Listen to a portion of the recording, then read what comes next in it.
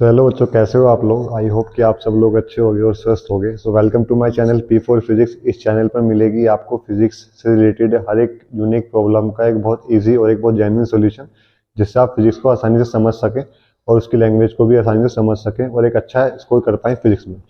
सो अभी हम एक टॉपिक पढ़ेंगे जिसका नाम है ट्रांसफॉर्मर। ये बोर्ड में बहुत इंपॉर्टेंट टॉपिक है और बोर्ड का सबसे हॉट फेवरेट टॉपिक है ट्रांसफॉर्मर, ठीक है, और बहुत इजी टॉपिक भी है।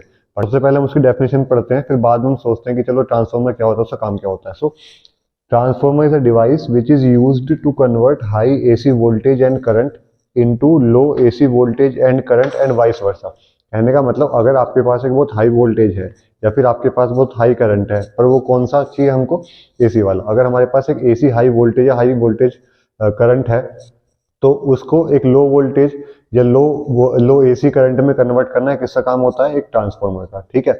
तो कहने का मतलब, अगर हमारे पास हाई वोल्टेज है या फिर हाई करंट है एसी वाला, उसको हम किस में करेंगे, लो वोल्टेज या लो एसी में, किसके, एसी की। तो कहने का मतलब, अगर हमारे पास एक एसी वोल्टेज है, उसको हम लो भी कर सकते हैं, उसको हम हाई भी कर सकते हैं बाय यूजिंग ट्रांसफॉर्मर, ठीक है ना। And vice versa also. Vice versa का मतलब, अगर हमारे पास एक लो वोल्टेज है या फिर हमारे पास एक लो करंट है, तो उसको हाई वोल्टेज या हाई करंट में कन्वर्ट करना, किसका काम होता है, ट्रांसफॉर्मर। अच्छा, ट्रांसफॉर्मर में एक बात हमेशा ध्यान देनी पड़ेगी हमको, क्या, कि जो ट्रांसफॉर्मर है वो एक एसी सोर्स पर ही काम कर सकता है। कभी भी ट्रांसफॉर्मर डीसी सोर्स पर काम नहीं करेगा। तो अगर आपके पेपर में आता है कि ट्रांसफॉर्मर वर्क्स ऑन एसी और डीसी नोट, तो आप क्या लिखोगे, transformer only works on AC not on DC. AC पे क्यों काम करता है, क्योंकि एसी एक फ्लक्चुएटिंग करंट होता है, फ्लक्चुएटिंग वोल्टेज होता है, जो अपनी वैल्यू को लगातार चेंज करता है। और हमें जो ट्रांसफॉर्मर है, ये क्या करता है, ये अपने फ्लक्स चेंज करता है। और फ्लक्स चेंज किस तरीके से होता है, जब उसके अंदर वोल्टेज चेंज होगा, ठीक है। वो हम अभी आगे पढ़ेंगे इसके कंस्ट्रक्शन वर्किंग में। तो अभी हमें क्या ध्यान रखना है कि transformer is a device which is use to convert high AC voltage current into low AC voltage current and vice versa also, ठीक है। तो मुझे उम्मीद है कि आप सबको इसका जो डेफिनेशन था वो समझ में आ गया होगा। और अगर आपके बोर्ड में आता है, तो आप सिंपल इसको इस तरीके से लिख कर आना, ठीक है। फिर दूसरे नंबर पर हम क्या पढ़ते हैं, इसका प्रिंसिपल। तो इसका प्रिंसिपल क्या कहता है कि किस चीज पर काम करता है। तो उसका प्रिंसिपल क्या बोलता है, it based on the principle of electromagnetic induction. Chapter number 6 हमने पढ़ा था, उसमें म्यूचुअल इंडक्टेंस पढ़ा था। उसमें हमने क्या पढ़ा था, अगर हम किसी भी एक कोयल का फ्लक्स चेंज करते हैं, तो दूसरे वाले कोयल में फ्लक्स ऑटोमेटिकली चेंज हो जाता है, जिसकी वजह से उसके अंदर ईएमएफ बनता है। तो सिमिलरली वही प्रोसेस है, पर हम उसको कंप्लीटली म्यूचुअल इंडक्टेंस नहीं बोल सकते। तो क्योंकि आपके एनसीईआरटी की बुक में भी इसका प्रिंसिपल केवल क्या लिखा गया है, it works on the principle of electromagnetic induction, ठीक है ना। So it works on the principle of electromagnetic induction. ये आपका प्रिंसिपल 1 नंबर क्वेश्चन होगा। फिर हम पढ़ते हैं इसका कंस्ट्रक्शन। तो इसके कंस्ट्रक्शन में बेसिकली दो चीजें होती हैं। सबसे पहले इसकी वाइंडिंग्स, जो आप ये वाइंडिंग्स देख रहे हो गोल गोल, एक इस तरफ है और एक इस तरफ है। दूसरी क्या है इसकी, ये वाली कोर, इसको बोलते हैं सॉफ्ट आयरन लैमिनेटेड कोर। क्या बोलते हैं, soft iron laminated core. So इसके हम कंस्ट्रक्शन में क्या लिखेंगे, it consist of basically windings, कौन सी, primary windings and secondary windings.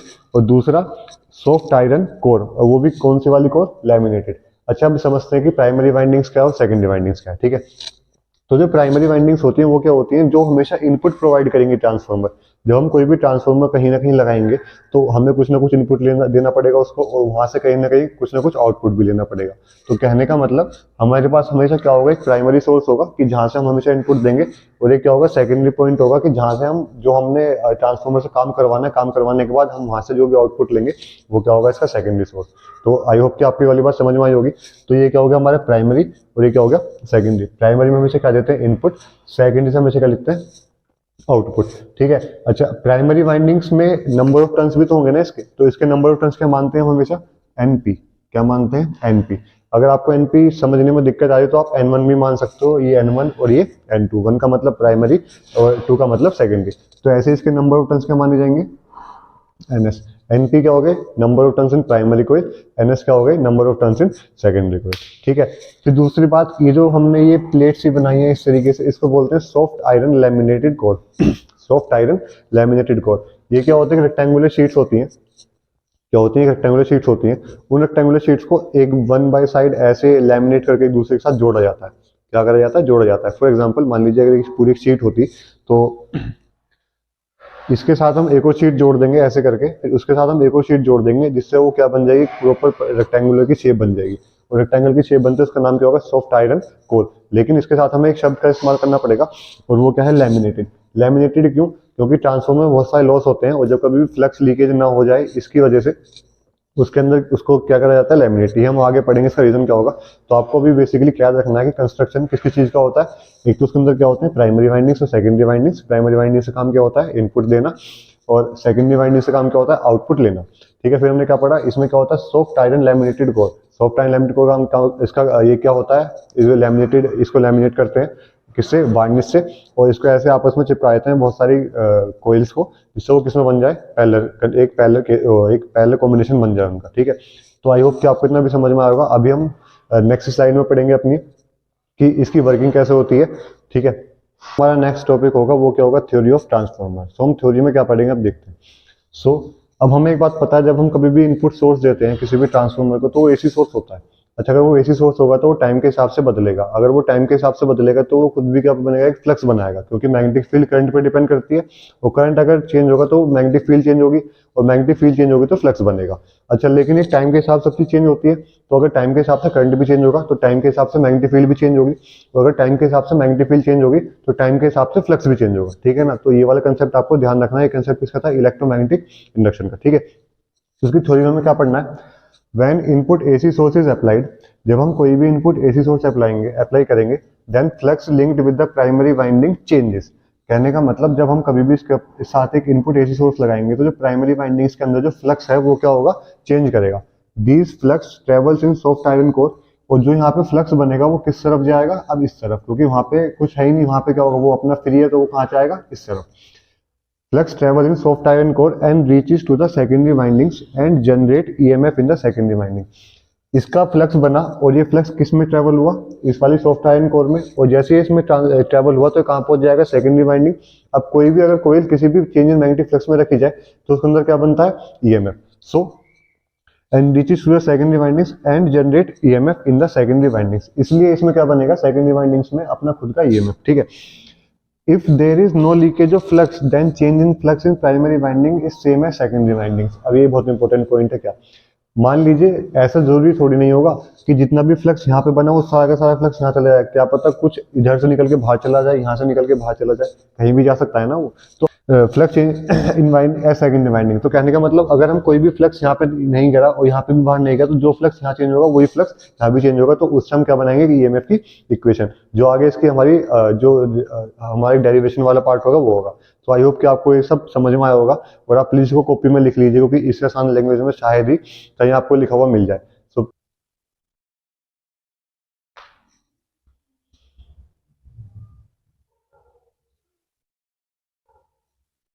So transformer की हमने थ्योरी पढ़ ली थी, जो हमारा थ्योरेटिकल पार्ट है। अब हम थोड़ा उसका डेरिवेशन वाला पार्ट पढ़ लेते हैं। अगर आपको थ्योरी वाला पार्ट समझ में आएगा तो आप इसको बहुत इजीली समझ लेंगे।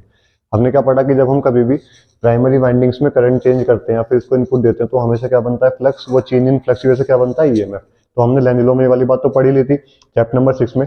उसके हिसाब से क्या होता है कि जो भी प्राइमरी कोइल में, जो भी प्राइमरी वाइंडिंग्स में हमारा ईएमएफ बनेगा, ईपी, वो हमेशा क्या होगा, माइनस का N P D phi upon dt। जितना वो फ्लक्स चेंज करेगा अपने अंदर वो, और दूसरा उसे कितने नंबर ऑफ टर्न्स है।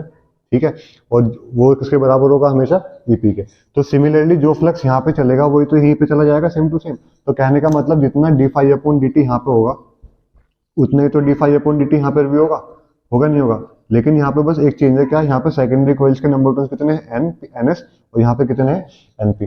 तो उसके लिए हमें क्या करना पड़ेगा, जब भी हम नंबर ऑफ टर्न्स का इस्तेमाल करेंगे तो हमें एनपी और एनएस लगाना पड़ेगा। ठीक है, तो जैसे सेकेंडरी कोइल में कितना ईएमएफ बनेगा, ईएस इक्वल्स टू माइनस का NS d phi upon d. यहाँ पे five d phi upon d phi upon d same ही है। क्यों है सेम, क्योंकि जितना फ्लक्स यहाँ बना उतना ही फ्लक्स यहाँ पर गया है, और हम क्या मान के चल रहे हैं कि हमारा फ्लक्स का लीकेज नहीं हो पा रहा है। ठीक है, तो dividing equation first and second, dividing equation first by second, अगर हम इसको फर्स्ट मान ले, सेकंड मान ले, इनको आपस में डिवाइड कर दे तो ईपी अपॉन ईएस आ जाएगा, माइनस का NP d phi t upon D t, d phi t upon D t, minus का d phi upon D t. इस वाले माइनस के निशान से वाला माइनस का निशान cancel, d phi upon D t से d phi upon D t cancel. ठीक है, फिर अगर पूरे कैंसिल क्या बचता है, ईपी अपॉन ईएस तो एनपी अपॉन एनएस। और अगर आपको ये याद करने में दिक्कत आ रही है तो आप क्या याद कर सकते हो कि हम प्राइमरी वाइंडिंग्स को क्या मानते हैं, 1, सेकेंडरी वाइंडिंग्स को क्या मानते हैं, 2। तो कहने का मतलब E1 upon E2 equals to N1 upon N2। ये हमारी क्या बन गई, ट्रांसफॉर्मर की इक्वेशन। ठीक है, पहली बात ये। ट्रांसफॉर्मर की इक्वेशन में एक बात और याद रखनी है आपको कि एक टर्म होता है ट्रांसफॉर्मेशन रेशियो। क्या होता है, ट्रांसफॉर्मेशन रेशियो। ये बहुत पूछा जाता है, किसी भी अगर आप इसका न्यूमेरिकल देख लोगे तो बोल रहा है कि इसका ट्रांसफॉर्मेशन रेशियो 1000, तो उसका मतलब क्या निकलता है। ट्रांसफॉर्मेशन रेशियो का आपका मतलब क्या होता है कि number of turns in secondary coil upon number of turns in primary coil, या फिर आप इसे क्या बोल सकते हैं, N2 अपॉन N1। ठीक है, तो ट्रांसफॉर्मेशन रेशियो किसी भी इसका ट्रांसफॉर्मर का क्या होता है, N2 अपॉन N1, या फिर number of turns in secondary coil upon number of turns in primary coil. ठीक है, अब हम आगे पढ़ेंगे जो हमारी ट्रांसफॉर्मर की इक्वेशन है उसका एफिशिएंसी का रिलेशन होता है। अगर हमें कभी भी किसी भी क्वेश्चन में एफिशिएंसी दे दी जाए तो उसको कैसे आगे बढ़ाना है। ठीक है, कि ट्रांसफॉर्मर की इक्वेशन को कैसे एक्सटेंड करा जाता है और उस एक्सटेंशन से हम कैसे पता करते हैं कि ट्रांसफॉर्मर स्टेप अप है कि स्टेप डाउन, क्योंकि पेपर में सिंपल सा ये पूछ लिया जाता है कि draw a schematic diagram for step up या ड्रॉ या write a equation of step up and step down transformer. So अभी हम पढ़ते हैं क्या कि स्टेप अप और स्टेप डाउन ट्रांसफॉर्मर कैसे निकलते हैं या फिर उनका क्या इक्वेशन बनती है। तो हम पढ़ेंगे हमारा स्टेप अप ट्रांसफॉर्मर होता क्या है। ठीक है, तो हमने अभी पिछले अपने स्लाइड में हमने क्या पढ़ा कि जो हमारा ईपी अपॉन ईएस होता है वो क्या होता है, एनपी अपॉन एनएस। उसको हम क्या बोलते हैं, ट्रांसफॉर्मर इक्वेशन, या फिर हम क्या बोलते हैं, E1 upon E2 equals to N1 upon N2। जैसा आपको सुटेबल लगा आप उस चीज का इस्तेमाल कर सकते हैं। ठीक है, तो मैंने बस वही तो इक्वेशन लिख दी पहले वाली जहां पर हमने अपना कंक्लूड करा था। फिर मैंने क्या काम करा, मैंने ईएस की वैल्यू निकाली। ईएस का मतलब यहाँ पर कितना वोल्टेज बन रहा है सेकेंडरी में, तो मैंने क्या काम करा, ईएस को झल ले गया, उन सबको झल लिया, तो मेरी इक्वेशन बन गई ES equals to EP upon NP into NS. ठीक है, अब मैंने एक बात ध्यान दी कि जब कभी भी मैं ऐसा काम करता हूँ तो मैं अपने इनपुट को चीजों कांस्टेंट मानता हूँ। क्या मान के चल रहा हूँ कि मैं इनपुट चेंज नहीं कर रहा, मैं बस आउटपुट में देखूंगा कि मेरे कितना चेंज होगा। तो जब मैं कभी इनपुट की चीज को सेम रखता हूँ तो ईपी अपॉन एनपी, मतलब ना तो मैं इसका ईएमएफ चेंज कर रहा, ना ही मैं इसके नंबर ऑफ टर्न चेंज कर रहा, तो ये चीज क्या होगी, कांस्टेंट। तो मैंने एक बात नोटिस करी, जो मेरा ईएस आएगा, कहने का मतलब जो मेरा सेकेंडरी कोइल में ईएमएफ आएगा वो हमेशा किसके डायरेक्टली प्रोपोर्शनल होगा, इसी वाली कोइल के नंबर ऑफ टर्न्स जो हमने लेंज लॉ से पढ़ लिया था। तो कहने का मतलब ES is directly proportional to NS.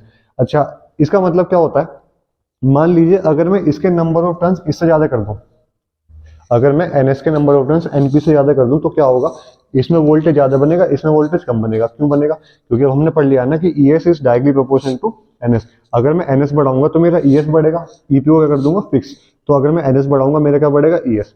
ठीक है, तो कहने का मतलब अगर मेरा ईएस बढ़ा है ईपी से, अगर मेरा ईएस बढ़ा है ईपी से तो कौन सा ट्रांसफॉर्मर है, स्टेप अप ट्रांसफॉर्मर। अगर मेरा एनएस बढ़ा है एनपी से, number of turns in secondary coil greater than number of turns in primary coil, तो वो कौन सी कंडीशन बन गई मेरी, स्टेप अप ट्रांसफॉर्मर की। बट ये मैंने स्पेशल लिखा है बट, क्यों लिखा है, क्योंकि अगर सब चीज बढ़ रही है तो कुछ ना कुछ तो घट रही होगी ना। कहने का मतलब अगर मैं यहाँ पे इसकी वोल्टेज बढ़ा रहा हूँ तो इसका करंट क्या हो रहा होगा, घट रहा होगा, क्योंकि वोल्टेज अपने आप खुद तो बढ़ेगा नहीं, वो किसी न किसी कॉस्ट पर तो बढ़ेगा।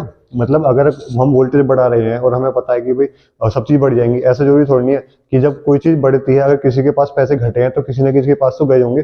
तो फॉर एग्जाम्पल यहीं पे हम इसी को समझ लेते हैं, अगर मेरे यहाँ वोल्टेज बढ़ा है तो किसी कॉस्ट पर बढ़ा होगा, करंट की कॉस्ट पे। तो कहने का मतलब इस वाले केस में करंट का होगा हमेशा कम, इसमें क्या होगा ज्यादा। तो हमेशा IS is smaller than IP. कहने का मतलब in case of step up transformer अगर आपसे पूछ लिया जाए कि कौन कौन सी इक्वेशन सही होती हैं तो हमें क्या ध्यान रखना है उसके लिए, in case of step up transformer ES is always greater than EP, NS is always greater than NP, but the current in primary coil is always greater than the current in the secondary coil. तो ये क्या था हमारा step up transformer. ठीक है, I hope कि आपको ये समझ आ गया होगा। तो आप खुद दिमाग लगाइए अगली वाली स्लाइड के लिए कि अगर स्टेप अप के लिए ये सब चीजें होंगी तो स्टेप डाउन के लिए क्या क्या चीजें होंगी।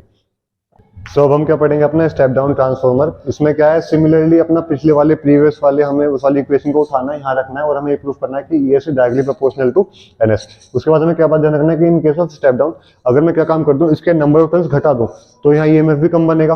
फॉर एग्जाम्पल अगर यहाँ पे ईएमएफ कम बनेगा, यहाँ पे ईएमएफ ज्यादा बन रहा है, मतलब हमारे पास ज्यादा इनपुट है और हमने आउटपुट कर दिया छोटा, तो वो कौन सा केस हो गया, स्टेप डाउन ट्रांसफॉर्मर।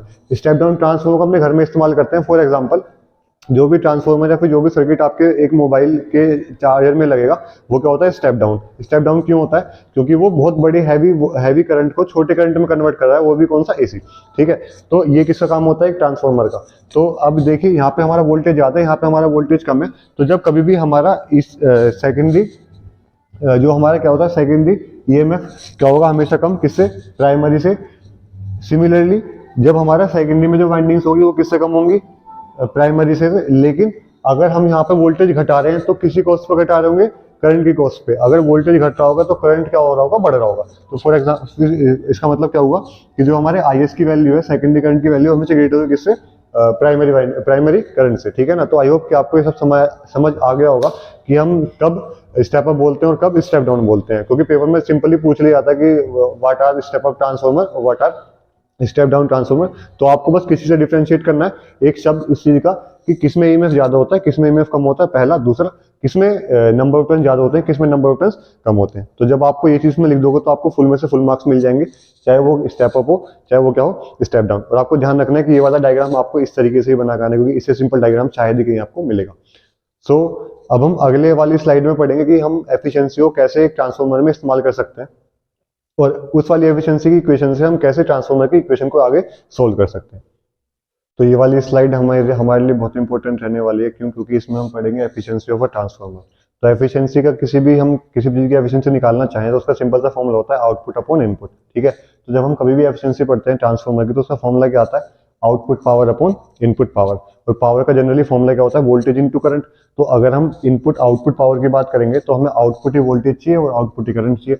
तो कहने का मतलब आउटपुट का मतलब सेकेंडरी वाली चीज, तो ऐसे वीएस और आईएस। इनपुट का मतलब प्राइमरी वोल्टेज और प्राइमरी करंट, ठीक है। या फिर हम उसको क्या भी बोल सकते हैं V2 I2 upon V1 I1, जिसको आईएस और आईपी में दिक्कत हो रही है वो उसके लिए। अच्छा, अब यहाँ से देखो, यहाँ तक तो सब चीज पढ़ ही ली जाती है, लेकिन अब हमें उसके बाद एक और चीज पढ़नी पड़ेगी। क्या? कि अगर हम वो बोल रहे हैं कि पावर आउटपुट पावर, तो उसका एक फॉर्मूला ये भी तो होता है, power equals to V square upon R, ठीक है। अगर हम सेकेंडरी की बात करें तो ये भी सेकेंडरी, ये भी सेकेंडरी। अगर हम प्राइमरी की बात कर रहे हैं तो ये भी प्राइमरी और ये भी प्राइमरी, ये भी तो होगा ना। तो इसका फॉर्मूला ये भी तो बन सकता है कि पावर का फॉर्मूला अगर ये है तो यहाँ पे ये वैलिड है, ये भी वैलिड है, ठीक है। पावर का फॉर्मूला करंट के टर्म्स में क्या होता है? P equals to I square into R. तो अगर ये प्राइमरी तो ये भी प्राइमरी, ये भी प्राइमरी। अगर ये सेकेंडरी तो ये भी सेकेंडरी और ये भी सेकेंडरी, ठीक है। तो हम इन चीजों का भी इस्तेमाल करके एक एफिशिएंसी का फॉर्मूला निकाल सकते हैं। वो फॉर्मूले क्या बनेंगे? वीएस का स्क्वायर अपॉन आरएस, फिर वीपी का square upon RP. Similarly IS का स्क्वायर इंटू आरएस और आईपी का स्क्वायर इंटू आरपी। ये बहुत बेसिक से फॉर्मूले हैं। इनका इस्तेमाल आपको कब करना पड़ सकता है कि मान लीजिए वो पावर दे दे और आपको करंट दे दे और आपको रेजिस्टेंस का रेशियो पूछ ले, तो यहाँ से वो रेजिस्टेंस का रेशियो निकल सकता है, केवल यहीं से ही निकल सकता है, ठीक है। तो आपको इस बात का ध्यान रखना है। फिर हम क्या पढ़ते हैं? अगर हम मान के चलते हैं कि हमारे ट्रांसफॉर्मर क्या है? आइडियल। आइडियल का मतलब उसमें कोई भी लॉस नहीं हो रहा है। अगर कोई भी लॉस नहीं हो रहा तो जितना फ्लक्स यहाँ बनेगा उतना ही फ्लक्स वहां पहुंच पाएगा। तो इसका मतलब क्या होगा? उसकी एफिशिएंसी कितनी है? 100%। अगर उसकी एफिशिएंसी 100% है तो हमारी एफिशिएंसी का फॉर्मूला क्या होता है? 100 तो 100 आ गया, परसेंट की जगह हमने क्या लगा दिया? अपॉन 100। तो 100 अपॉन 100, ये तो एफिशिएंसी की वैल्यू आ गई। फिर हम क्या लगाएंगे? V S I S upon VPIP. तो V S I S upon VPIP. और अगर मैं 100 से 100 कट जाएगा तो अब क्या बचेगा? 1 1। तो इसकी मल्टीप्लाई है, इसकी मल्टीप्लाई है, तो मैंने इक्वेशन निकाल दी। वो इक्वेशन क्या थी? VP upon V S equals to I S upon IP. इसका मतलब क्या हुआ कि अगर मैं कभी भी प्राइमरी वोल्टेज बढ़ा रहा हूँ तो प्राइमरी करंट ऑटोमेटिकली डिक्रीज हो जाएगा। क्या होगा कि अगर मैं कभी प्राइमरी वोल्टेज बढ़ाऊंगा तो प्राइमरी करंट ऑटोमेटिक डिक्रीज हो जाएगा। या फिर दूसरा मतलब क्या होगा? अगर मैं प्राइमरी वोल्टेज बढ़ा रहा हूँ तो सेकेंडरी करंट बढ़ जाएगा।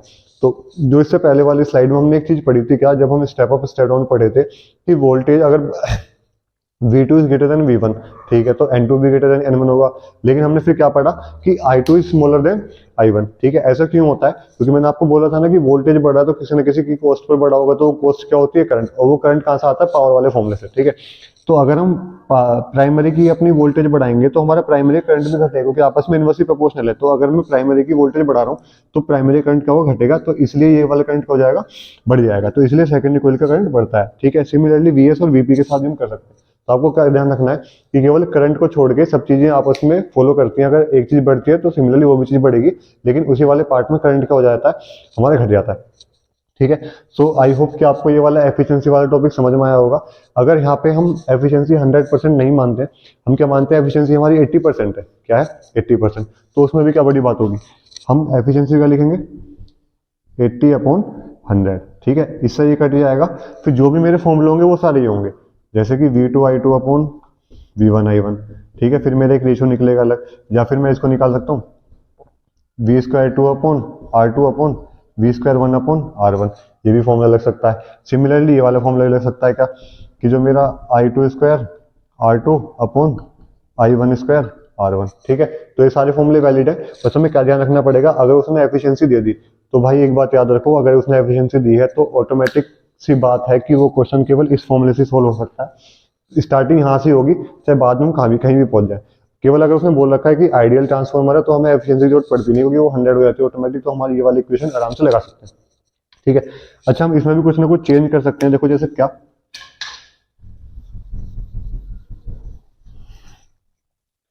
अब मुझे पता है VP upon VS equals to IS upon IP है, लेकिन इसकी वैल्यू एनपी अपॉन एनएस भी तो होती है।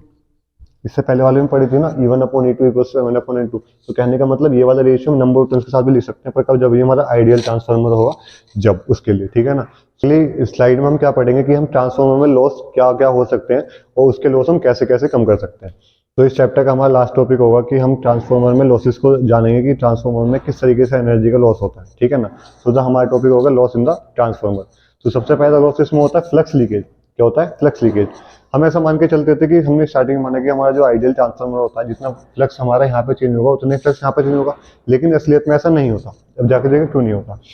Due to poor coupling of primary and secondary windings. ठीक है ना, हमें बस ये रीजन याद रखने की किस लिए फ्लक्स का लीकेज होता है, क्योंकि आपके एग्जाम में पूछ लिया जा सकता है कि फ्लक्स का लीकेज क्यों होता है, या उसके पास उसका रीजन, उसका फ्लक्स लीकेज होने का रीजन क्या है। तो उसका रीजन क्या होगा मेन, क्योंकि ये कपलिंग जो उनके बीच में होती है, हम ऐसा मान के चलते हैं कि वो कभी परफेक्ट नहीं होती, लगातार क्या होती रहती है, चेंज। क्योंकि इसका अंदर का मटेरियल हीट, उसका फिर एक्सपेंशन, फिर उसका दोबारा कंप्रेशन होना इन वाले वायर्स का, जिसकी वजह से कपलिंग क्या होती है उनकी बिगड़ जाती है, जिसकी वजह से उसमें क्या होता है, फ्लक्स का लीकेज। पहला लीकेज तो ये हुआ।